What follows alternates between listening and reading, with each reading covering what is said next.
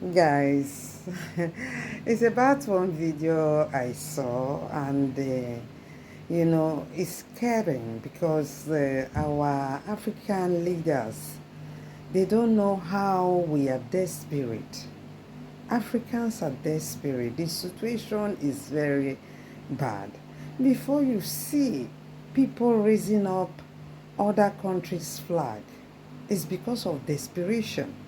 People are crying, but our leaders don't want to listen to us. So I want to put this video now for you to see and comment on what you think about all these things. So let me put the video, let you see. Thank you guys. Love you all. Love you all. Ciao. Our next story is from Africa, from the West Africa region, where a number of events are making one thing quite clear. Russian influence is on the rise. We'll look at three recent incidents, starting with what's going on in Nigeria. Nigeria is Africa's most populous country, and it has been rocked by protests since August 1st. The protests are an outpouring of public anger over bad governance. Nigeria is facing a cost of living crisis brought about in part by the president's policies. President Bola Tinubu. He removed a fuel subsidy last year. So fuel became expensive, and it caused prices of other commodities to skyrocket. By June this year, inflation had crossed 34%. That's a 28-year high for Nigeria, and people are feeling the pinch. This is what led to the protests. Now let's pause here. So far, these problems seem completely domestic, a failure of Nigerian governance. That's what this is about. No role of an external player. But then, this happened during a recent protest.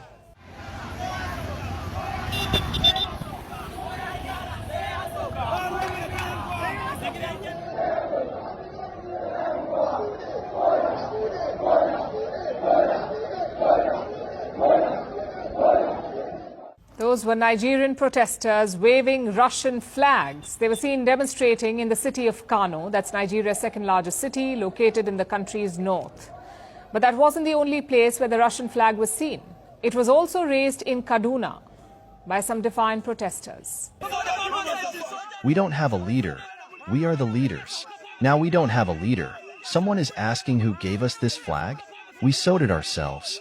We don't like Tinubu. Tinubu must go. We want soldiers. Russian flags were raised in several northern Nigerian states, and this has left the authorities worried. Nigeria's Chief of Defense Staff had an emergency meeting with President Bola Tinubu, and then he issued a threat. All of us have seen it, where some foreign flags have been flown within the sovereignty of Nigeria, and that is totally unacceptable. We are warning in clear terms, and the President has also said we should convey this, that we will not accept anybody, any individual flying any foreign flag in Nigeria. That is a treasonable offense, and it will be viewed and treated as such. Waving Russian flags in Nigeria will be considered treason. About 40 people have already been arrested across northern Nigeria. This includes the tailors who sewed the flags. And that's not all. Some foreign nationals have also been picked up. 7 Polish citizens have been detained, a lecturer and 6 students. But Poland says that its citizens were just in the wrong place at the wrong time. This seems like a knee-jerk reaction by Nigeria, but maybe they have a reason to be scared because Russian flags have been flown in West Africa before. In Nigeria's neighboring country, Niger. This happened last year, while Niger's military orchestrated a coup. Last July, Niger's military took over the country, and the junta cut ties with its traditional Western partners, like France. The French were ousted. And in their place, the junta chose to ally itself with Russia. In fact, Niger is not the only country to have experienced this. It's the same story in Burkina Faso and Mali. They also went through coups in recent years, and their new military governments also allied themselves with Russia. In fact, in recent weeks, the West African nations have gotten even closer to Moscow. Following the acknowledged and assumed involvement of Ukraine in the characterized aggression against Mali, the transitional government of the Republic of Mali decides to take the following measures: the immediate cessation of diplomatic relations between the Republic of Mali and Ukraine, the latter whose destinies are unfortunately entrusted to puppets, confusing the international scene and the theatre.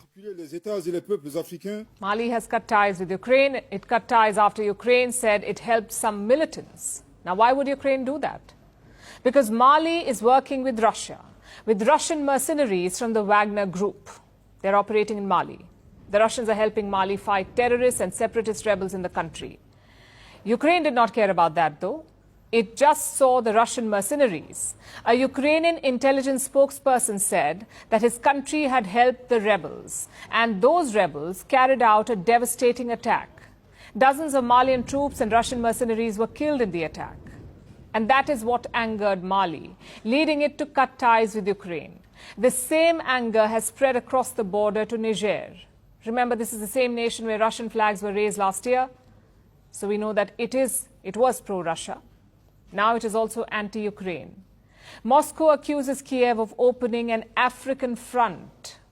If that is true, then the West African nations have chosen their side. The recent diplomatic moves and the Nigerian protesters waving the Russian flag, they show that Moscow's clout continues to grow in West Africa.